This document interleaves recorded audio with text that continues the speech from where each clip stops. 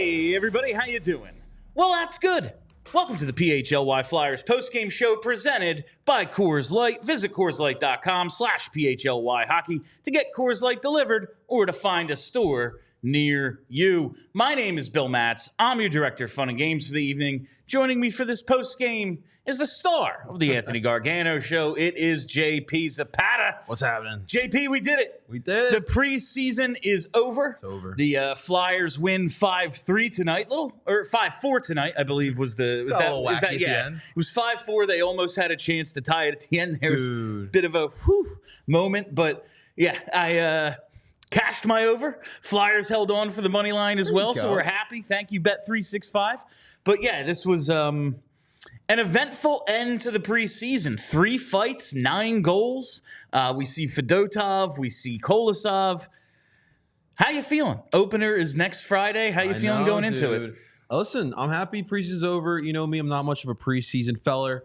It was a wacky one tonight. Obviously, what they put 7 seconds or 7th of a second back on the clock, and you're thinking to yourself, "No, please!" And they almost had a shot. Push one end. through the Yeah, right? that's the last thing we need is this postgame show to get dragged further back because they had decided to get one extra goal there. It's after the first period, I tweeted 40 minutes left of the postseason, and I was just like, I jinxed it. This is going to a shootout. Like, not a doubt in my mind that this is going to a shootout, but no such luck or no such unfortunate luck. Flyers hold on, and we saw. Granted, now I talked about this in pregame. This was not the Flyers against the Devils. All right. This was the Phantoms against the Utica Comets. Like, this was an AHL game for the most part. Yeah. The Flyers had 3 NHL regulars in their lineup, plus Ivan Fedotov, however you want to count him. But it's Hathaway, it's Cates, it's Eric Johnson, and a whole bunch of guys who probably aren't going to be here when the season starts. I guess we should start with a guy who wasn't in the lineup because this was, I thought, the story going into the game. It's getting juicy. Jett Luchanko. It seems like the coach really likes him. I know. There's some other guys pushing for this extra forward spot. And now Jett Luchanko would not be an extra forward. He would be the number 3 center for all intents and purposes. Right. But there's Alexei, who had a strong game tonight. There's Anthony Richard, who was really freaking good tonight. Both made a case for themselves. The other day, Tortorella said, I really like the camp Anthony Richard has had, but I don't think he's going to get a shot, but maybe not to start the year. Luxell, I feel like, had the inside track if it's going to be a 14th forward situation. But in a game where it was mostly dudes who ain't going to be in the NHL, Jett Luchanko wasn't there either. What do you make of that? Do you think it's, okay, well, nice preseason, good for you, or it's, hey, man, you're going to be on the trip. You don't need to play in this one because none of the NHL guys are playing in this one. No, dude, we got to put stock in this because we do know the history with Torts and some of the younger players. He likes them. The fact that he likes this kid in particular, even at this age, I think is really telling. And that's the storyline right there for myself. But, I mean, let's do it, Bill. This is what we're talking about, right? Jett, Michkov, and it's here. Like, we thought this would be 2 years, 3 years down the line. No. This year could possibly be the chance we get to see them both up there. So why not? It's crazy to think. Now, you were at the draft party with us. That's right. You remember the reaction. I do. And it was, I wouldn't say people were disappointed. I think they were disappointed when they traded out of Zeev Bouillon. It was confusing. It was just kind of like, huh? What? And now I've been saying like this was kind of an off the board pick. And this was not like they took a dude with a 2nd or 3rd round grade. Right. Like this was a guy who the consensus was late teens, 20s probably. But there are like hockeyprospects.com, and Vince reminds me of this all the time because that's what he checks for his Love you, Vince. His super deep fantasy league where he's talking about dudes who aren't even drafted yet. Like I don't know, man. I don't know. I don't keep up on pro this. hockey scout. Yeah, what's like going on? but there are some sites that had him with the potential to be taken right in the 12-13 area where they got him. And I just looked, there was an article up on Elite Prospects a couple of weeks ago that was, hey, man, Jett Luchanko could make this team. It's very possible. And I will say, now we saw a strong game. Alexei scored a goal. Made his case. Got to the net. It was a nice play started by Oliver Bonk from the point. He tries to get it down low, kind of deflects off of Richard, and Luxell's there grab the rebound, scoop it up, put it in. I thought those two were really good tonight. And yeah, like Richard, I think he ended with 3 points. Where did he go? I've lost him. Yeah, a goal, 2 assists. He's +1, played almost 18 minutes, 21 shifts, which looks like third most amongst the forwards. He had a really good showing, and John Tortorella has stressed that this team needs to score goals. He wants more offense in this lineup. I don't know if you're looking at a top 9 sort of role here for Anthony Richard. Like, this team pretty well set on wingers, pretty well set in the top 9. Like, do you really want to take Bobby Brink out of the lineup? I thought he had a really strong camp. Joel Farabee, we know the coach doesn't love him, but like, he needs to dress every night. He needs to be in your top 9. For sure. I don't know exactly. We know he loves his fourth line and the guys that could be on there, and they play a very specific role. I just don't know if there's a spot for Richard, but both he and Licksell have been good. But if Jett Luchanko made this team, it doesn't matter. Yeah. Like, we're already looking at taking maybe an NHL regular out or 2 if Jett Luchanko made this team. Yeah, and it's a great story, especially like I definitely like seeing the fight from Licksell. Like, you could definitely tell my man was definitely trying to earn one of those spots for next week. Absolutely. But come on now. Like, this is what we wanted. We wanted a Jet here. So, like, if we have the opportunity, even with a great story like Licksell, like, look, I want to see Jet up here, because if he's ready now, anyone is more telling, like, the maturity of Jet. Because this kid is 18. He's going through the battles of training camp and preseason, and he's on the doorstep here of a roster spot for next week. I would have really liked to see him play tonight. Now, again, like, we need to see what he can do against NHL competition. That wasn't tonight. Right. But if he had gone out and had the game that Tony Dick had the game that Licksell had, or Andrae, we'd be like, oh, yeah, the lower level he's done with. Like, he's good. Because I'm going to talk about Emil Andrae. He was amazing tonight. He was all over the ice. And I think, like, Tortorella told Charlie, like, yeah, I don't think we're taking 8 on the trip. I don't think we're taking 8 defensemen to start the season. Might be rethinking that. Just I'm going to get into this with Charlie, but Emil Andrae needs to play. Absolutely. Maybe he's not in all 4 games to start the season. Say he plays 2 of them. Like last year, he played in 4 games, but he was up here for a little longer, and eventually they sent him down. Right. Say he plays 2 of the 4 games. He'd still be back and only miss 1 Phantoms game. It's not like he's missing out on ice time as long as you get him into 1 or 2 of the games on the trip. The West Coast trip ends in Seattle on, I believe, Thursday the 17th. Phantom's second game, Friday the 18th. Now, yeah, that's a cross-country trip, and now you got to go play in the NHL or in the AHL. Not exactly easy, right. But if he needs the ice time, you can still get it for him. Have an extra guy on the trip just in case someone gets hurt, whatever it is. He gets a little more taste of the NHL. I don't see what could go wrong, but right now, man, I'm thinking about these forwards and what this could be, and I think Licksell made a really good case for himself. I think Richard made a really good case for himself. Jett Luchanko is just the most fun option. Of course. Like, it's the most fun thing that could happen. We will have an 18-year-old, perhaps the youngest player ever to suit up for the Flyers. Right. I believe Yanni Niinema holds that distinction now, and he would be a little younger because, like we've been talking about, he turned 18 on August 23rd, I believe. Jett Luchanko, like, he is a fresh 18. This is a senior in high school. Yeah, like, that's what he would be. That's crazy. I know. Like, or a young freshman in college. Like, he is. It would just be really cool if he makes this team, but I guess we'll just have to wait and see. Dude, we were trying to plan like our senior week at Wildwood, and this kid's trying to make our NHL roster. It's really, really something what could happen with Jett Luchanko. But I did think some other guys had some good games tonight. I want to get to Bonk. I want to get to Andrae, but the other story, other than Luchanko not being in the lineup, I thought was the goalie tandem tonight. Fedotov gets the start. He comes out about halfway through.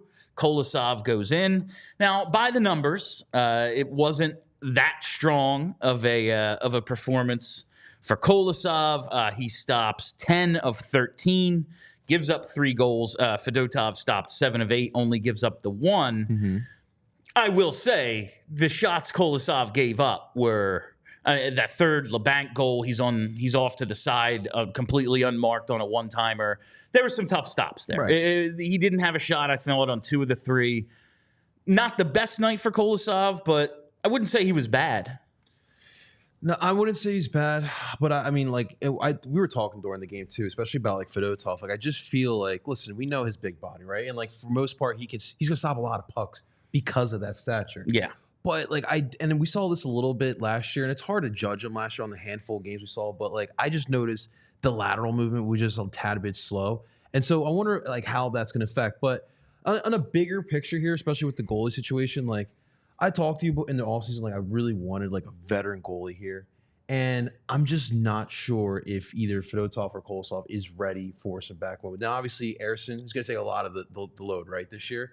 But, you're going to have to eventually, sit him out, especially on like a back-to-back West Coast trips and stuff like that. So it is something that I'm going to be intrigued in watching thoroughly here in the beginning parts of the season. That's the thing is they start the season with a back-to-back. They have a Friday, Saturday back-to-back. And they said on the broadcast tonight, like, yeah, Ivan Fedotov right now slated to start that second game. And even more important than, like, what we actually get out of Fedotov, like, he's almost 29. Right. I don't know how much of an impact he's going to have on this team for the long term. It's a really cool story. I'm glad he's getting a shot. 2-year contract. I think if he shows really like any sort of competence, you might be looking to trade him next year to a team that might be goalie desperate. But he has to be good enough that John Tortorella doesn't fall into the trap of what he did last year. Because more important than what Fedotov does is figuring out what Ersson is. And you can't do that if he has to play 31 of 36. Exactly. Like, it was very apparent last year that the workload got to him. And the most important thing in net this season is Sam Ersson. Yeah, what dude. is he? Are we going forward with him as the number one? Is he a tandem guy? Do we need to bring someone else in to split the time with him? Is he a really good backup? Figuring that out is the most important thing. And as we saw last year, Tortorella knows that, but he also hates losing. And he's not going to put in a goalie that he doesn't think gives him a chance. And that's what happened last year. He knew Ersson was struggling, but had zero confidence in whoever that's why Fedotov got into a freaking game. Because it was like, what, are we going to play Cal Peterson again? He just gave up 7. Like, no, we're not doing that. Give me this new kid. He's 6'7". They'll hit him a bunch of times. Yeah, right. Like, it'll probably hit him. He's huge. I need Fedotov to at least be some sort of base level competent. I think he will be. I think he could be a pretty good backup. More than anything tonight, even though I don't think Kolosov was actually bad, he wasn't so good that you're like, oh, he needs to be up here. Like, I don't think there's a controversy over the backup spot right now. Right. I mean, obviously you could tell some youth in there as well, but that's going to be the important part is as we evaluate Ersson, just want to make sure that load is not too much like in the second half of last year. You want him fresh. I think we all realize that he's not the main guy. At this point, we know he's not the main guy. So you just want to make sure that room is just solid. There's a solid foundation. That's all. That's average goaltending gets this team into the playoffs last 100%. year. A somewhat improved power play. And listen, it's been pretty good this preseason. Now, again, there's been a lot of games where they haven't been up against NHL competition. So we'll see.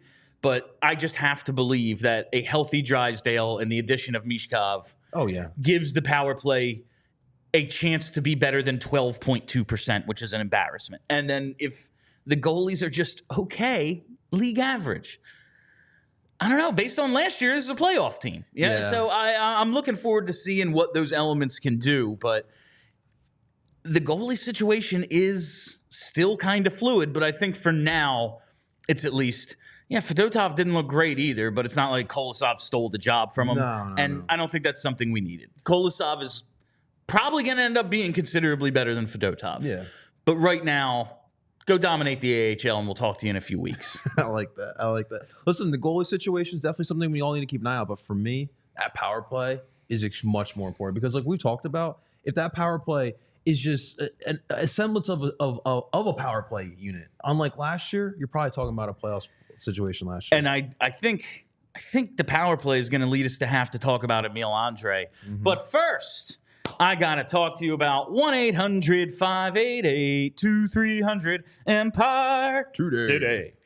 With Empire today, you get shop at home convenience, the right product for your needs, quick and professional installation, and a price match guarantee. Empire Today, you know that they're the best place to get new flooring, so of course they're going to have copycats. But what the copycats can't beat Empire Today on is quality, service, or speed, so they just advertise low-quality products that Empire simply won't carry. Empire Today won't promise the lowest prices because anyone who does that is putting flooring in your home that they just wouldn't put in their own. The Empire philosophy is to help find what you need, not overwhelm you with thousands of choices and substitutes. And what they leave out of their selection is as important as what they put in, because Empire's product team exhaustively combs through thousands of product samples each year to find the perfect styles. And the virtual floor designer is a great way to see how new floors will look in any space. It's easy, just snap a picture and instantly see how new floors will look in your room. So schedule a free in-home estimate today. All listeners can receive a $350 off discount when they use promo code PHLY. Restrictions apply. See EmpireToday.com for details. And while we're here, got to tell you about Glatt Hair Restoration. I was on this morning, Philly with John Marks. Got an up-close look at that head of hair of his. Beautiful, looking great, even in that man's advanced age. He's looking spectacular. I love John, but it's now he had that procedure done years ago. It's still looking strong, and now Glatt Hair Restoration is part of the Morgenstern Center. Glatt Hair Restoration is under the new direction of renowned plastic surgeon Dr. Ken Morgenstern. Dr. Glatt and Morgenstern shared a remarkable bond, spanned many years as colleagues and friends. They've collaborated, and now you get the same peerless approach to care, same expert team, same unmatched Glatt system, same state-of-the-art location, as well as the same stellar results under the direction of Dr. Morgenstern. And each member of this exceptionally trained team brings 30-plus years of industry experience. Hair restoration is all they do, from laser light therapy, non-invasive TED treatments, vitamin supplementation, topical and oral medications, PRP and stem cell restoration, and hair restoration surgery. And something I found out, you know, I'm reading hair restoration stuff to you, and it's like, I don't know. I don't think that's an issue for me. They do beards. Yeah. They can make your beard less patchy. That might be something I'm interested in. If it's interesting, if you're interested in it, bald is now optional. If you want to improve how you look and how you feel about yourself, Glatt Hair has the right treatment for you. Regain your confidence. Visit GlattHairMCTR.com or call 610-980-4000 to get started today. Gotta get your playoff beard. That's if I start now, I'll have the playoff beard by the time the Flyers make it. There we go. In 2026. Oh, come on. 2025 or 2024. Right. Yeah, 2025. Yeah, we have to talk about Emil Andrae because he was, I thought, spectacular tonight. A goal and 2 assists. He killed penalties effectively as well. He had a great outlet pass to Hathaway that sprung him on a breakaway. He did. If he scores on that, it's a 4-point night for Andrae. I really thought on the 5th goal, he looked a little chemo teaming-ish. He knifes his way through the neutral zone, followed up the play down low, doesn't just bail and get back to his point, gets the puck down low, and then starts that great passing play that resulted in Noah Cates' goal to make it 5-3 at the time. Man, we've been saying about ALLCITY, one of the reasons Charlie and I believe he should just make this team is he's had some years pro playing over in Sweden, and now he's had 2 full years of the AHL. He's been a good player there. He scored well. There's nothing left for him to do in the AHL. So the only thing he can really get better at is finding consistency in the NHL, and that's why we think Lycksell should make the team. Okay. I don't know if Andre's there yet where he's like, I have solved the AHL. I am done. Like, he's not an elite player down there yet. Right. But he was really good for them last season. And by the end of the year, Anne LaPerriere said he was our best defenseman. Up against, again, basically AHL competition tonight, Emil Andrae was dominant. This team does not have Jamie Drysdale, power play 1, definitely. Beyond that, they don't have another surefire power play guy. Like, Eric Johnson has been getting, and listen, he's the veteran. He's going to get it in the preseason. But, like, he's been getting power play time in the preseason. Andrae does something that not many guys on this team can do. It would be really cool if Torts changed his mind and said, yeah, I'm going to take 8 defensemen on this trip. Wow. It would be, I think he's earned it. I think he's had a really strong camp, and he put the exclamation point on it tonight with 3 points and a ton of other plays. I mean, yeah, like I think for the fact that, like you mentioned, no one has really taken on like that role as like a quarterback of the power play unit, or just like a creator from the blue line and just in general. I mean, obviously, like we're all keeping eyes on Jamie Drysdale, see what kind of steps he does take, but it doesn't hurt. I mean, like Emil Andrae's made his case, you mentioned it. And I mean, this is also a guy that last year, I mean, he came into the season on the roster. He made the team out of camp, and Charlie tweeted earlier tonight, like, Andrae flashed some skills in camp last year, and Torts was just kind of looking at his blue line like, I don't know, we don't have any puck movers, so I'm bringing him, and he's probably not ready, but maybe he surprises everyone. I want to see what he can do. And he was in over his head. He did not belong in the NHL when he played his 4 games last year. It was very obvious very quickly. Mm-hmm. He's a year older. He's had all the AHL experience now. He's been through another camp. He's been through another preseason. Very strong effort. I don't know where the spot is opened for him, but I would love to see him get out there, at least some to start. Him and Zamula maybe not bad, alternating with Ristolainen. I wouldn't mind seeing it at all. Yeah, and you know what else too? Like, just speaking just on this unit in general, like it does feel like maybe outside of Nick Seeler, everyone still has like question marks to answer, right? Like I feel like Sanheim, can he be the top guy? Can he take that next step, especially offensively? Can Risto stay healthy? Like I feel like every one of these guys still have question marks. So I do feel like Emil Andrae and what he's been able to show as far as this training camp and preseason goes, I do like the attitude he has, and I want to see what he has. And listen, if he want to be one of the eight defender, let's see it. I would really like to see him at least start the year with the team. And then you can always I know last year maybe they don't want to do this because they thought after he got sent down last year, it kind of messed with his head. Like it was a demotion. He took it poorly. And then it took him a few weeks to really find his game. And then he came on and he was, by the end of the season, very, very good. Mm-hmm. But maybe they just don't want to put him through that again. This team, though, like it's the reason John Tortorella is the coach. They love to make their guys uncomfortable. They like to see how you deal with adversity, what you can overcome, and then come out on the other side of. That's what you got to do. He didn't react well to the demotion last year. Maybe that motivates him to stay up here this year, or maybe he knows what it means. Like, okay, I got sent down, and I can't repeat my mistakes of last season, and we have an even more mature player because of it. We're going to have fun rooting for Jett to make this team. We'll find out in the next couple of days. ALLCITY, I think, has earned it. I've really enjoyed watching Anthony Richard this preseason. I think Emil Andrae has outshined basically all of them. Yeah, no, 100%. I mean, listen, he's been one of the defensemen, especially you've heard Charlie talk about it too. This has been a camp where the young defensemen, unfortunately, haven't really shown up. And Emil Andrae, especially in this night here, it's good to see him show out. And speaking of Philadelphia's #1 hockey beat writer, now joining us live from the Wells Fargo Center, I think he's popping champagne for the end of the preseason.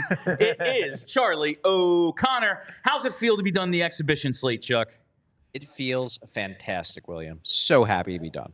We're all fist pumping as well because you heard me and I heard you on the first question. What a beautiful start to year 2.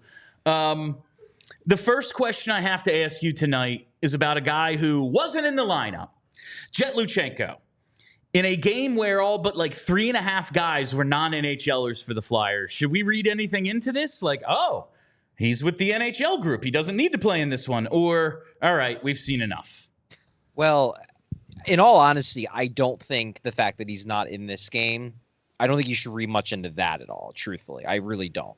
What I do think you can read into, which is I think was the far more important tidbit of information from today, was the fact that, and just to explain this for people who aren't aware of how the practice worked today, despite the fact that it was a game day, they really didn't do a traditional pregame skate. What they did is they had the NHL group basically did a normal practice, and that included guys like Noah Cates and Eric Johnson and Garnet Hathaway who played in this game. They did a full practice that was mostly focused on 5-on-5 systems and more or less what the team is probably going to be doing this season in terms of style and tactics and X's and O's. Luchanko was in that group. ALLCITY, who the day before it was him and Luchanko were in the NHL group, Luxell was not in the NHL group this morning. So To me, that is a lot more telling because we're talking about they're learning systems. They're practicing the tactics they're going to be using this season. That's telling that Luchanko was in that group. Now, I'm not saying that means for sure he's making the team, but that was a lot more telling than him being in the roster tonight or not. Like, there are so many reasons why he might not play in this game, why he's like, oh, he's played in a lot of games, you wanted to see more, whatever. The fact that he was practicing with the NHL group, that makes me raise my eyebrows significantly. Man, I as much as I have come around to your way of thinking, Charlie, that it probably makes sense for him to go back to Guelph, have another year of juniors. Damn, this would be really fun if like a true 18-year-old makes this team and is in the lineup on October 11th. Speaking of youngsters who might be in the lineup October 11th, I know when you asked John Tortorella, like he talked about the competition for the 8th defenseman. He said, oh, yeah, Andrae beat out Jennings. I had Jennings penciled in, and now Andrae is in that spot for number 8, and you pressed him, and he said, yeah, probably not taking 8 on the trip. You think he might have seen something tonight that made him think he kind of deserves to make this trip? I think Andrae's played very well, and I think this was his best game. Now, again, it's worth remembering, yes, this may have been his best game. This is a best game against AHL competition. So there is a little bit of an advantage he probably has as opposed to the games he was playing against the, more or less NHL teams. Obviously, this was an easier game. That said, this was his best game of the preseason, and I thought he's had a, generally speaking, good preseason. I thought he was, tonight, impactful in all 3 zones, obviously picks up a ton of points. He got a ton of minutes. I thought he was great. And I think that, this was the way you want to end a camp. This was the exclamation point that you want to put on your camp. And at the very least, I think Andrae has very much solidified his place as the preferred call-up if and when someone gets injured. Like, I think that is definite now. It may have been maybe in a little bit of question before this game. He was really good in this game. Does that mean he's going to make the team? Again, everything that John Tortorella said earlier this week still holds. He doesn't want to take 8 defensemen. Did Andrae do enough to push a projected starter out of the lineup for game 1? I don't know, but if he's I don't think they're going to bench Yegor Zamola for game 1. I don't think they're going to bench Jamie Drysdale for game 1 or Nick Seeler. They've been praising Ristolainen, and they're not wrong for having a great camp. So I don't think they're benching him either. So, I mean, I guess you could bring him along as a reward for a camp well done, but also, why would you? Like, he needs to play. He's still a prospect. So, Bill, I see where you're coming from. And look, I'll be dead honest with you, and I know I'm coming at this from a perspective of I don't think Luchanko should be on this team. But, I mean, I think Emil Andrae has outplayed Jett Luchanko. He's at a better camp than Jett Luchanko has. But it doesn't seem like that matters to John Tortorella because he really, really seems to want Jett Luchanko on this team. So I don't think that the fact that Emil Andrae had a real good game tonight is going to sway him one way or the other. The one reason, and I agree, he needs to play. Like, it's stupid to keep him up here if he's going to be like the 7 or the 8. Then just have him in the AHL. However, the Phantoms' regular season starts October 12th, and then they don't play again until Friday, 10/18, the day after the Flyers end their trip. So he could realistically only miss 1 game, and if he gets into 1 or 2 of the NHL games on the trip, he would lose out on 0 ice time. That's the only thing I'm thinking. But obviously last year they said the demotion messed with his head and stuff. We'll talk about all this tomorrow, Charlie. I just want to clue you in on my my way of thinking. But am I being hyperbolic when I say Andrae's play through the neutral zone and then to set up the passing play for Cates' goal was a little chemo teaming-ish tonight? Just a little chemo teaming-ish. I think you're probably being a little hyperbolic. But well, I think Andrae had a great game, and I do really like him as a prospect. So I am an Emil Andrae fan. I think he had a strong camp. I tweeted this out, and I very much believe it. I think, despite the fact that I don't think he's going to make this opening night roster, I think he had a better camp this year as compare that to last year when he did make the opening night roster. I just think the difference between the two seasons is that last season they thought the defense was a lot worse than they think it is now. So they threw Andrae on the roster because it was like, well, we need a puck mover and he can do that thing. Yeah, he makes a lot of mistakes, but he can do that thing. Then they realized Sean Walker was pretty good. Now they've traded for Jamie Drysdale. Nick Seeler took a step up. So there's less urgency to put him on the roster.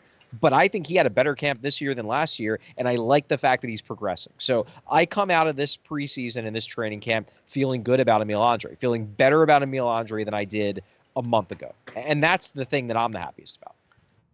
Awesome. What's up, Charlie? JP over here. Wanted to ask real quick about the other storyline here tonight. Alexei. What'd you think of his game? Did he do enough to earn an opening day roster spot? Well, he scored a goal. I don't think he was bad. I don't think he was incredible. Like, I thought Andrae was the best of the young players at any position. But I think he was fine. And in the end, you know, this is another guy. And I hate that I am doing this because the last thing I want to do is, like, throw cold water on Jett Luchanko. But Alexei, in my mind, is another guy who I think had a better camp than Jett Luchanko. So it's just one of those things where, you know, do I think he did enough? Yeah, I thought he did enough before this game to be on the team. If you've decided that you're not going to take a defenseman, I think Alexei has had a better camp than Luchanko. If Luchanko makes the team, the Flyers clearly disagree with me, or at least they are so high on the individual aspects that Luchanko brings that they are going to use that to, you know, not overshadow, but basically that will make up for the fact that Alexei did more offensively and that Alexei was, in my mind, more consistently impactful in the offensive zone.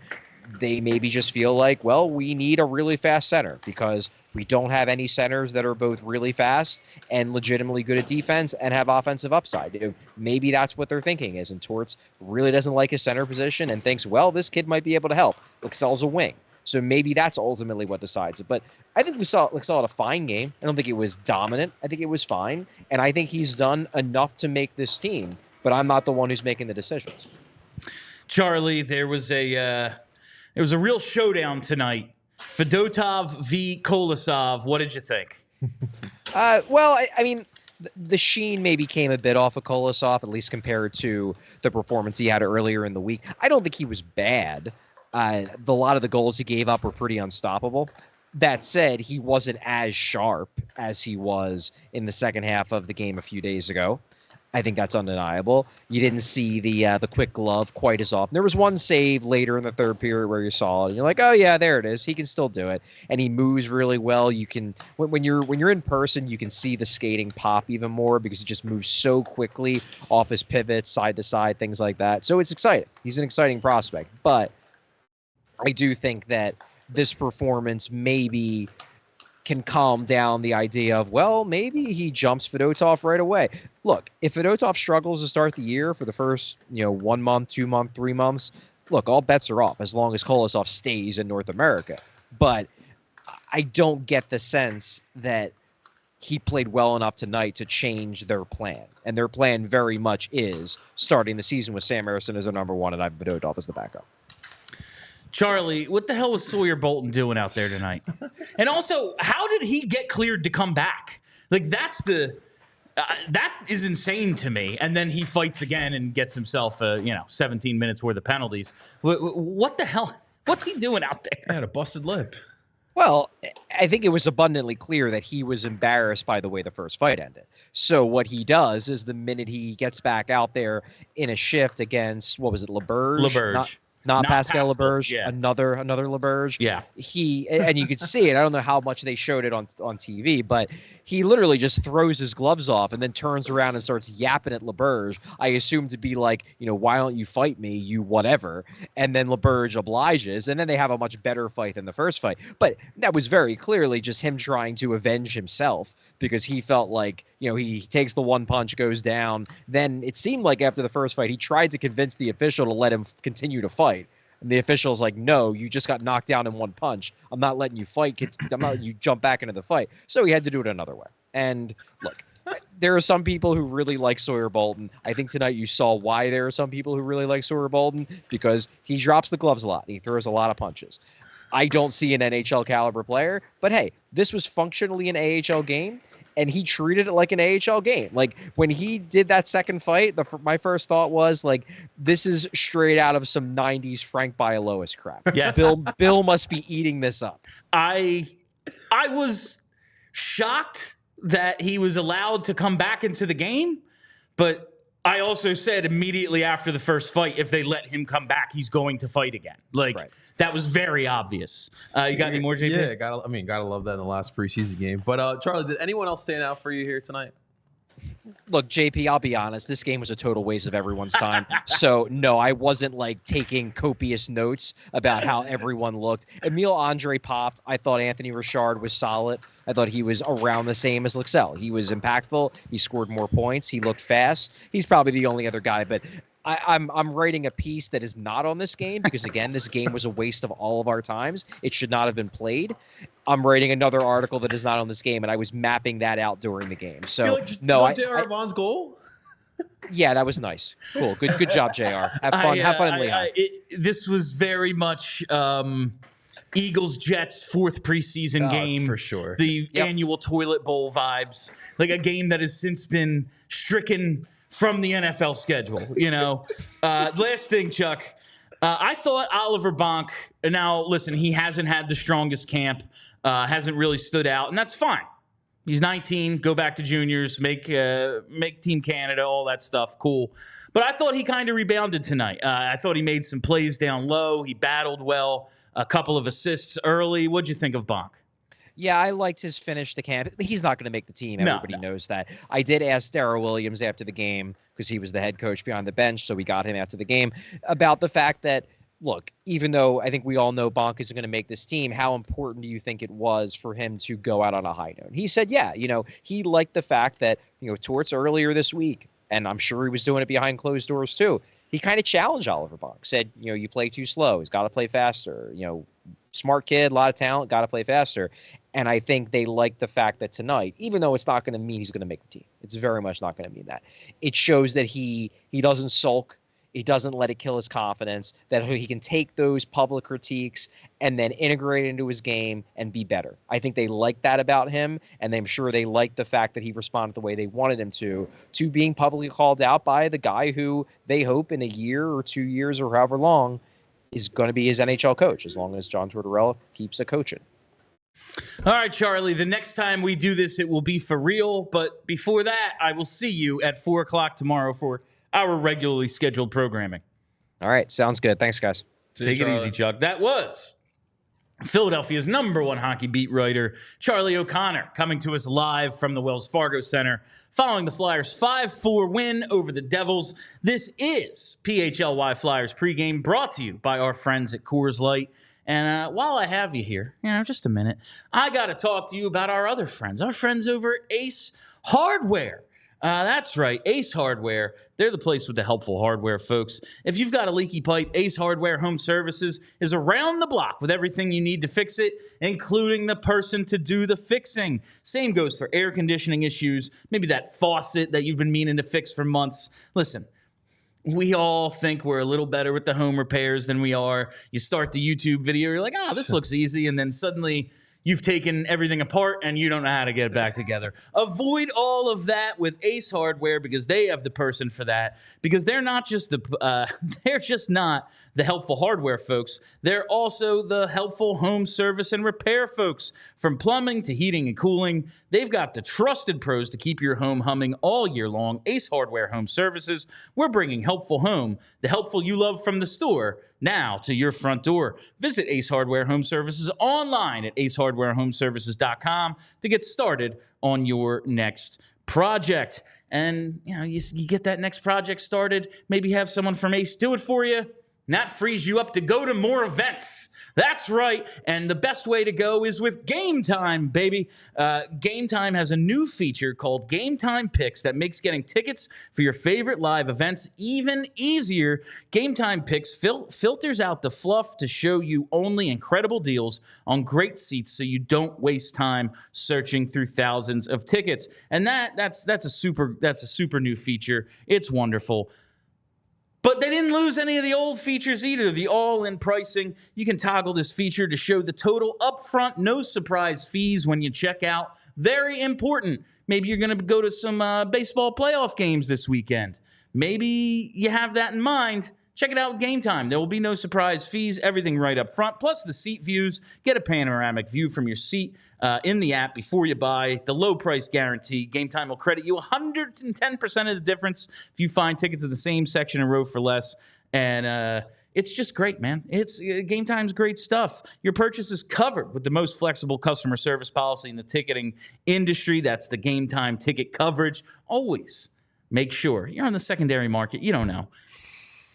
Get that insurance. It pays off. Take the guesswork out of buying tickets with Game Time. Download the Game Time app, create an account, and use code PHLY for $20 off your first purchase. Terms apply. Again, create an account and redeem code PHLY for $20 off.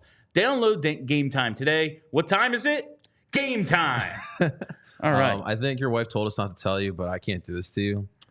Phillies Mets. The Mets. Oh, no, I want the Mets. That's all this fear of the Mets. What have we been living through for the last 20 years that anyone would potentially fear the Mets? That's the Negadelphia in us. We want our rivals so we can vanquish them. Yes. Have we not learned that about the Braves? Yes. Like, the Braves have been an excellent team the last 2 years. What has happened? They have come into Citizens Bank Park and they have wilted. Why would perennial losers, the Mets, be any different? This is the best possible outcome. Yes. Fear of the Mets is like fear of freaking the groundhog from the lottery commercials. Like, it's not real. Like, this is an apparition. Like, I can't even wrap my head around not wanting to defeat the Mets. It's the most satisfying thing in baseball. Absolutely, dude. I'm thank right there goodness with you, the man. Mets won. Well, to connect this with the hockey team here, so the Phillies fans, Phillies Nation needs to avenge the Flyers and the Sixers because sick and tired of these New Yorkers coming out and taking over South Philly, dude. Like, I do not want to see blue and orange waves all throughout CBP and South Philly. Take care of business. Buy your tickets. If you can't go, get them to Phillies fans. Listen, I know I just did a Game Time read. Game Time is stupendous. Yes. Buy and sell your tickets on Game Time. Yes. Except for this series. Sell them directly to Phillies fans if you're selling them. John Marks and I did a whole thing about this. We can't let this keep happening. Right. We're supposed to be a sports town. That's who we are. And Red October is special. Yes. We cannot allow that. Listen, I love orange as much as anyone. I got this pumpkin here. The Flyers are my team, man. I freaking love orange. Orange goes with black, not blue. Exactly. That's what I'm talking about, JP. The orange I want to see on the ice this fall. I do not want to see it at Citizens Bank Park. It's I can't deal with that. And we got to take back the center from the Rangers fans too. That's we have the Rangers coming here. We have the Knicks coming here. Always take over. Dude. We need to stop this madness. We need to stop this madness, and it starts this weekend. Absolutely, brother. Phil's Mets. Best possible scenario. The freaking Mets coming to town. I absolutely love it. And I absolutely love that the season is upon us, JP. It's been... The scheduling is weird. All right? We got regular season starting Saturday. Well, Friday and Saturday. Friday and Saturday. Friday, I believe, is 1 p.m. Saturday's 10 a.m. It's Devils, Sabres, and Czechia. I believe it's in Prague. Global series. They do this every year. Flyers did it with the Blackhawks a few years ago. I do like that factor. Afternoon game. It was fun. Yeah. But then, on Friday and Saturday, these teams will have games played and points in the standings. Yeah. Like, the regular season will have begun. And then after those games end, other preseason games will be played. It is the most ass-backwards thing I've ever heard of in my life. Like, why? Why not just have everyone wrap up the preseason today and tomorrow? I get it with travel and everything. Have everyone play back. Like, the Devils are there. The Devils are in Prague, and they had to leave their B team home so that they could play a meaningless preseason game, like getting 3 fights with Sawyer Bolton and Hunter McDonald. Like, that's what they showed up to do tonight. Meanwhile, like, they're not. Also, Kevin LeBanc isn't going with them. Like, that's insane. He had a hat trick tonight. Listen, I know he's like not. He's not. This is an AHL game. He's a good player. It makes sense. Like, he stood out. Emil Andrae stood out because he's a good AHL player. Like He is. Ulrich, Tony Dick. These players are good. They stand out in a game where it's mostly AHL guys out there.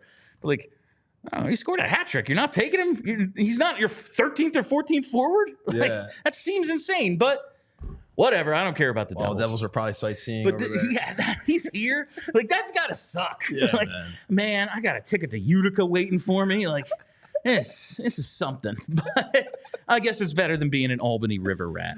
No, but it's just silly. Like, the scheduling is silly. For like, sure, why man. not just have the regular season start when the preseason ends? Like, that's why we call it preseason. It's before the season. I don't know. It's wild, but it's the NHL for you, man. Listen, things have been going great in the NHL. Ratings are good. The game is as good as it's been in a long time. The stars are really standing out. Got some young stars coming in too. TNT doing a great job covering the games. Hopefully ESPN can catch up, but they're going to do something weird. If it's this, I guess it's better than like going on strike. Yeah, that's for sure. At least it's not. At least the games are actually going to be played. We're complaining we don't need about lockouts games anymore. being played and not games not being played. I'll take that any day, I suppose, with the NHL. Yeah, we don't need any more partial or full season lockouts. But how? It seems like you're very much on this Jett Luchanko train.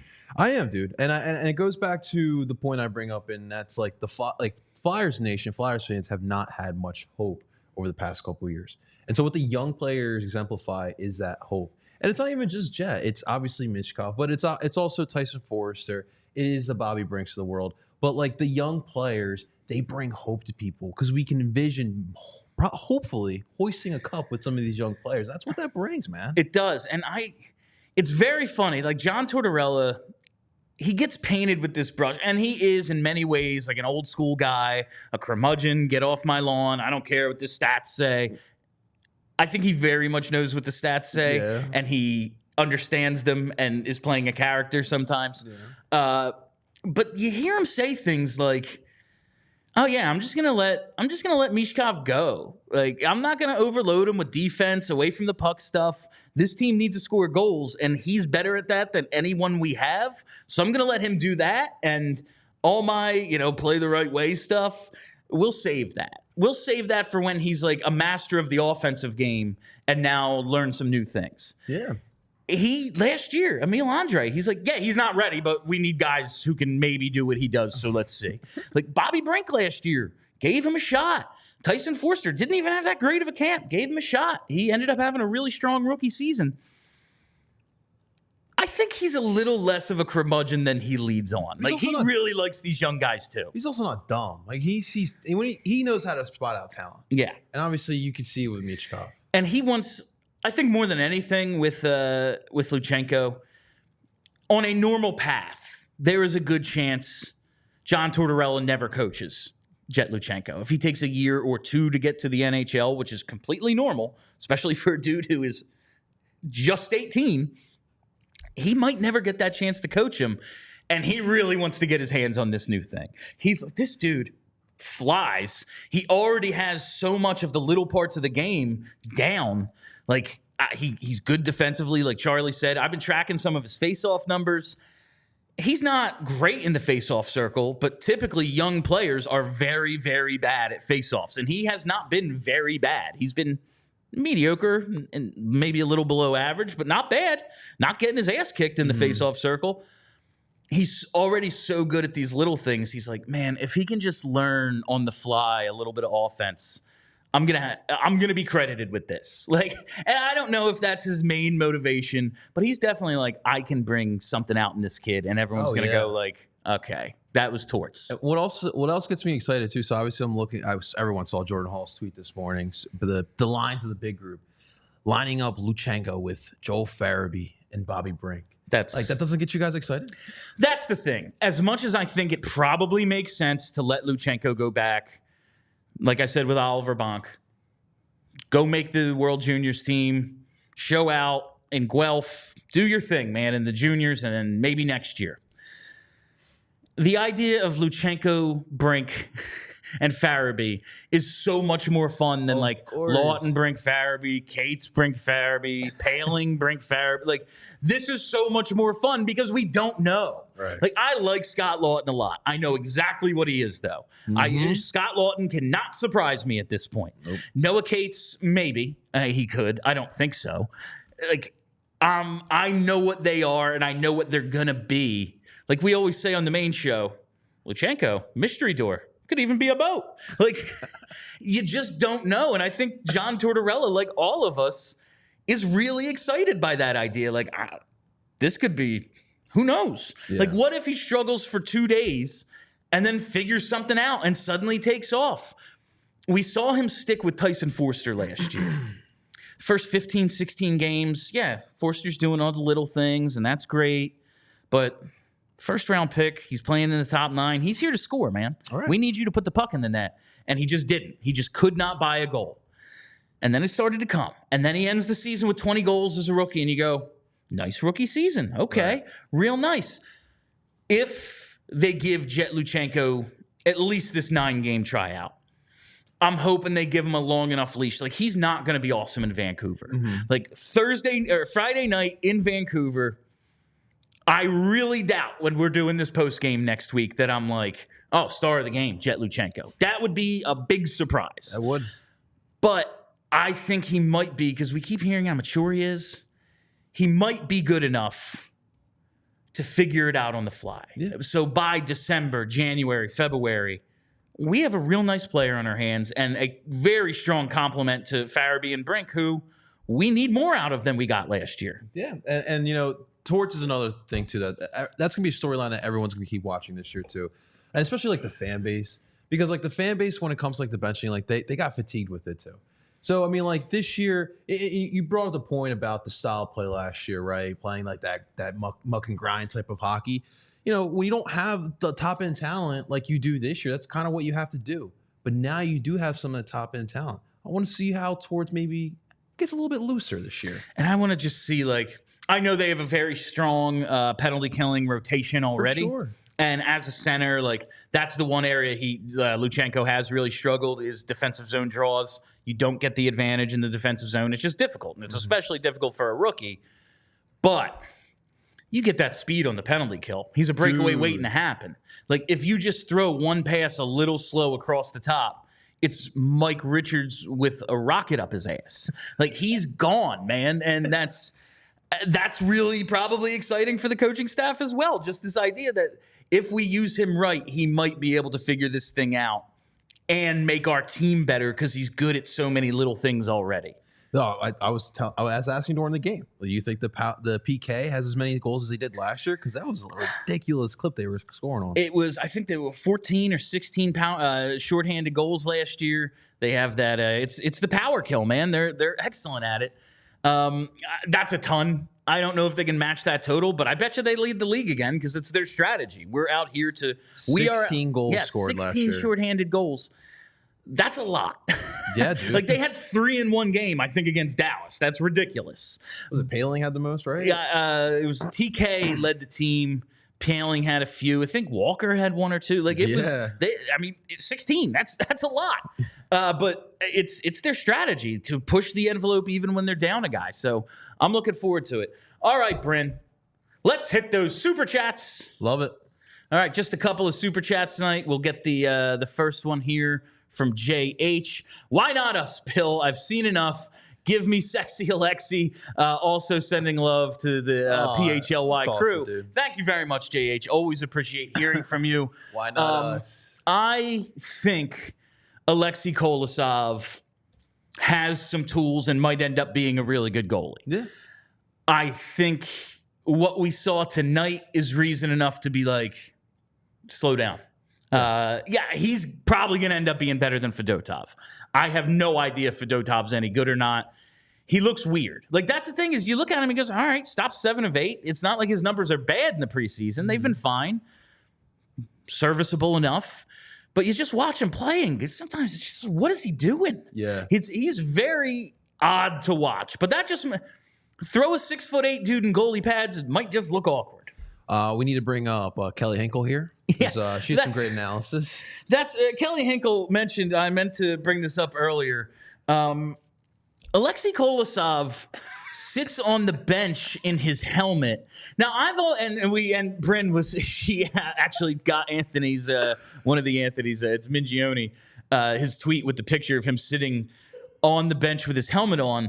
And I've always kind of felt it odd that everyone has to sit there. Like if you have maintenance or something, you take your helmet off. But for the most part, everyone has their helmet on the bench. And goalies, like, yeah, they're watching the game, but they're sitting there maybe the whole time probably. And I got to believe you could zone out every now and then. And it's like, nah, you don't wear a helmet. He does. And it's a little weird to see. He's still like not really up to par with his English, right? Yeah, I do think that was something when it was pointed out to me by Kelly. The first thing I thought of, and I just love Ricky Williams, so like maybe that's it, is we heard last year that like, the team didn't really do anything to integrate him into the group. He joined late in the season, and it was just kind of weird. He was alone in his hotel room. And then like the answer to that was like, well, he didn't really try to like be part of the group. Right. And I started thinking of Ricky Williams and how he used to do. I don't remember if he did it in the NFL, but definitely in college, his Heisman year, like would do interviews with his helmet on. And like later on, like in the 30 for 30, where it's all about his weed smoking, he's just like, yeah, I have social anxiety. Like I hated those situations. And I'm not trying to sit here and diagnose Alexei Kolosov. Like I'm not a freaking doctor. I'm barely this, but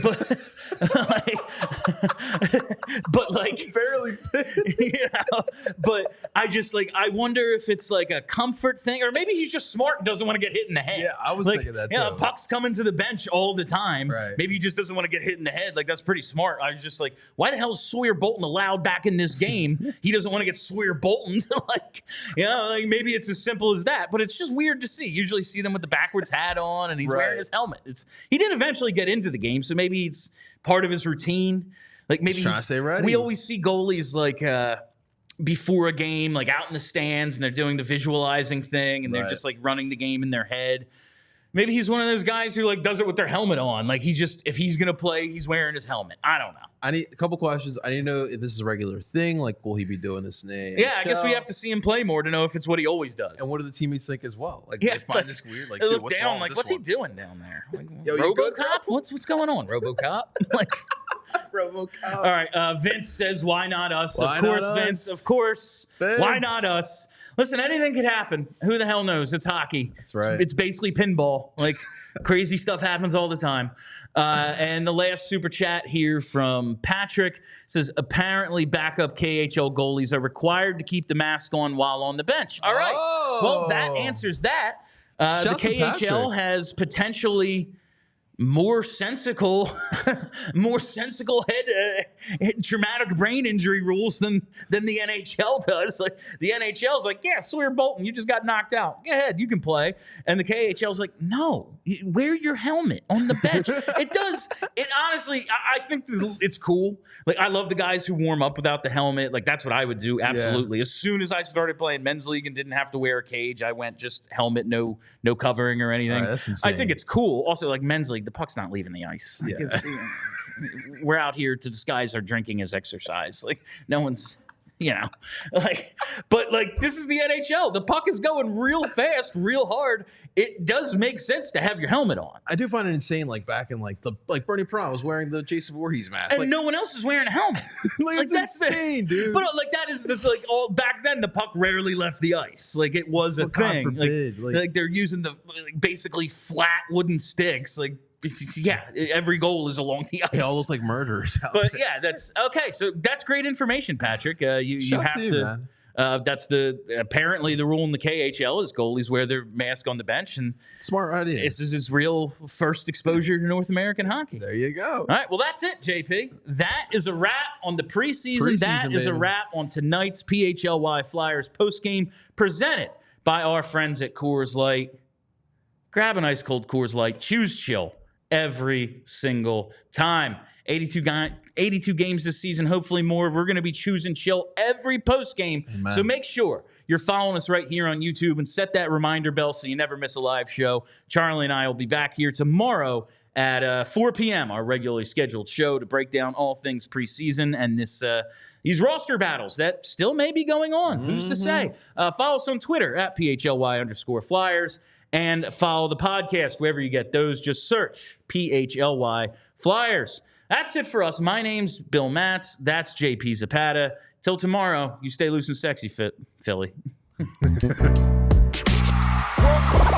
all silly like the mayor.